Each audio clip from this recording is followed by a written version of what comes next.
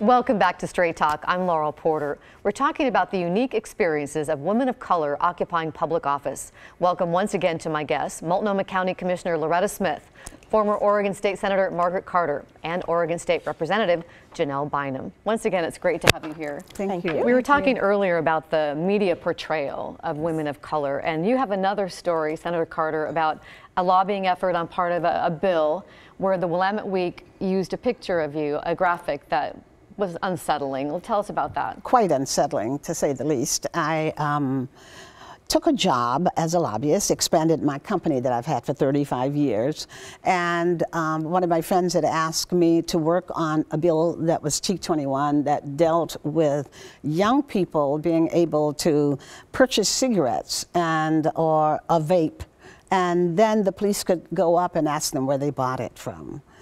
In my community, I've seen too many black and brown kids who were killed because the minute the police stop them, they either run or they ask what's in your backpack or other things of that nature. And I didn't want to see that happen again. I only said to the legislature, please take this sanction piece out. And I can very much support that because I am a prevention person in terms of health care. And they didn't want to take it out. So I just started working with other friends of mine.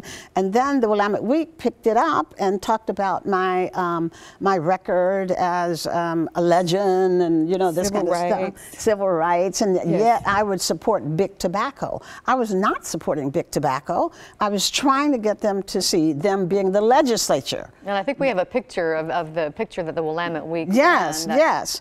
And for them to try to portray me as being a person who is big tobacco just really disturbed me. And quite a few of my friends, including Commissioner Loretta Smith, called in and talked to Willamette Weekly about that. I did. There's the picture I there. did. How can you put Margaret Carter on a $20 bill? Number one, she should have been on a $100 or $1,000 bill, and put her on a pack of cigarettes to minimize, again, and marginalize. There's a huge double standard. And I called the Willamette Week. I said, look, you don't do this to white legislators who have retired to try to be dismissive of their efforts. She's trying to deal with a profiling issue that happens with our black and brown boys, particularly.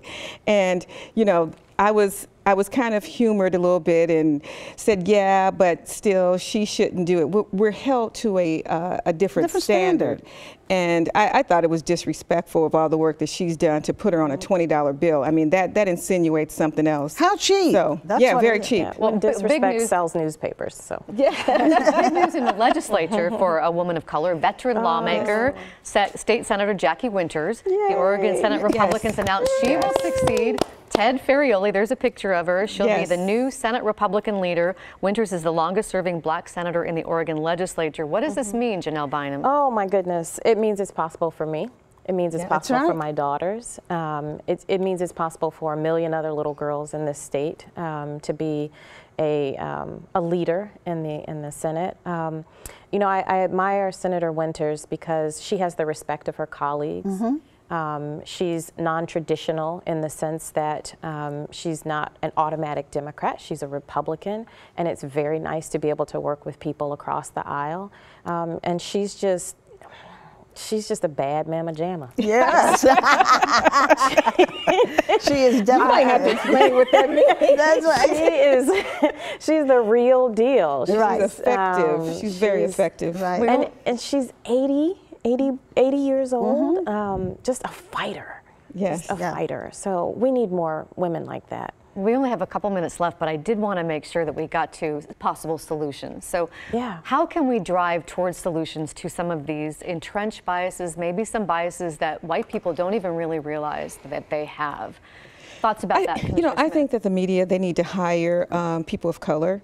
Like Tony Hernandez, he did some great work for the Oregonian about some of the things that we did in District 2. And when you hire people of color, you get a different kind of message. He did one of the best articles that you could actually do on me in regards to Selma, the movie Selma, and bringing in kids to let them see how actually African Americans were subjected to Jim Crow laws and how we were portrayed and what happened happened on Bloody Sunday when Martin Luther King and those folks and John Lewis walked across the Edmund Pettus Bridge.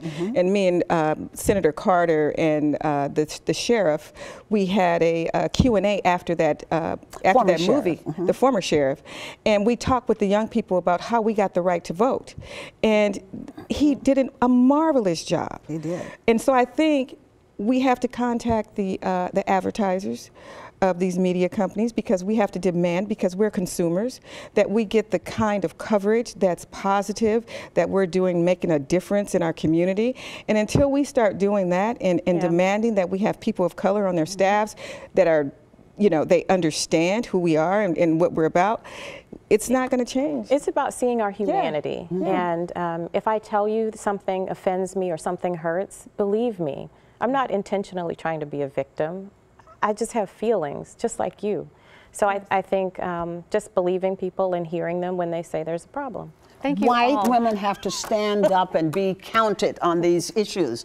She should not have had to call. I have to stop you there because we're out of time, but I want to hear more. Come back. Thank you for joining us. Happy Thanksgiving, and thank you for watching. Thank See you you. in 2 weeks. Have a good night. Yes.